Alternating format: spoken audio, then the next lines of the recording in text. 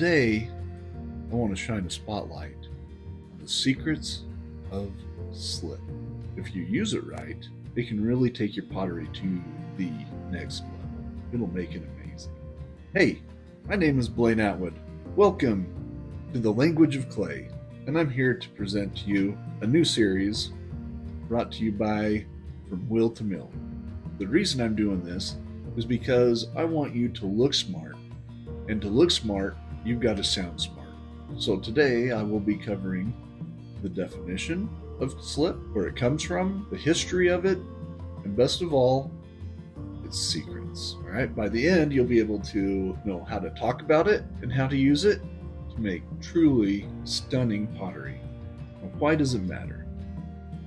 It matters because slip is like the duct tape of the pottery world, only prettier. It can be used like paint on a pot or for surface decoration. It is part glue, part paint, and icing on the cake. Potters at all levels, from beginning to advanced, use slip for their projects. So, what is slip? Slip is sometimes called liquid clay. It's basically just clay and water. Clay and water. That's it.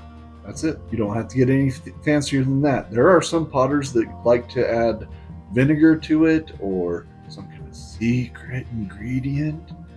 But really, if you do it right, that's all you really need. It's just the clay and water. Slip is used in 4 basic ways. One of them is glue, like we've already discussed. We can use that to combine 2 pieces of clay together when we want them to hold together tight, like a handle on a mug. We can also use it as decoration on the surface. We can pipe it on like frosting. You can also use it like paint. We can add color, like on these raku pots that I made. You can also use slip just to make the whole pot. It's called slip casting. You get a mold of something like a bowl or a figurine. You pour the slip into the mold, let the slip gather around on the interior surface of it, pour the excess out, pop the mold open, and you have a figurine. So slip all by itself has been used by potters for literally tens of thousands of years. Clear back, the first earliest pottery pieces that we can find have used slip to some degree. All right, either it's to smooth out the surface or it was to decorate the exterior.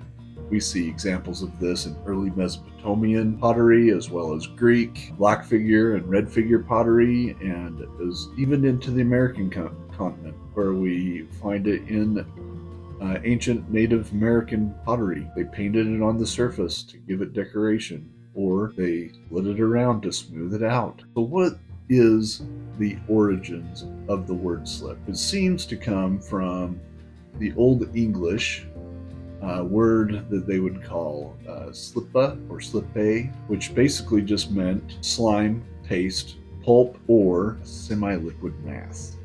It also has some roots from the Proto-Germanic origins, where it was used to just describe something that was slippery. By the 15th century, all of our potters were calling it this mix slip, and that's where the word came from. Different words that have sometimes been used to describe it.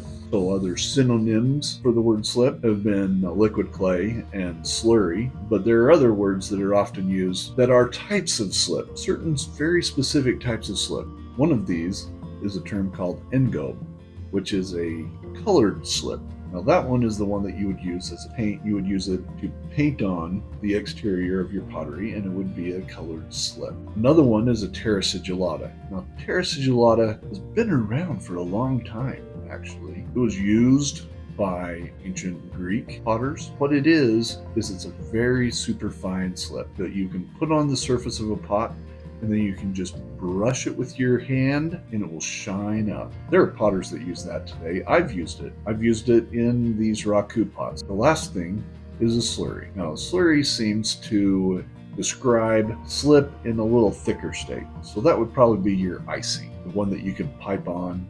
These terms are often interchangeable, but slip is the catch-all. Slip is easy to make. All you have to do is take clay and add water. Now, to really do it quick and easy, the best way is to take clay that is completely dry and put it in enough water. It will dissolve very quickly. I have a little video here that I made years and years ago.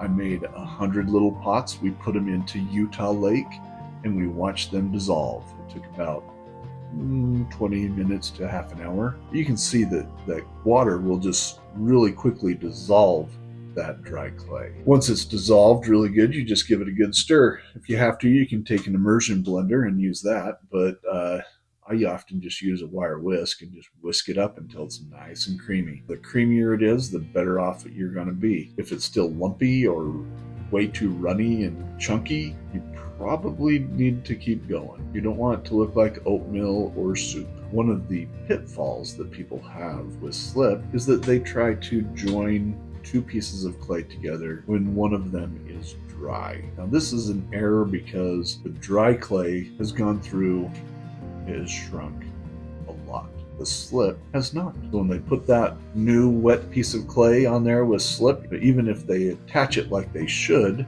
that piece will more than likely pop off. Got to be some moisture still in that clay. Remember, every failure you have is just another step towards glory. Bad slip is still better than no slip, and that is slip in a nutshell. The pottery magic that binds the ceramic world together makes it beautiful. Now you know, and now you can sound as smart as you look. Be sure to subscribe for more Language of Clay. Next, we will be diving into plastic clay and what it is and how it works and how you can use it to make ordinary pottery.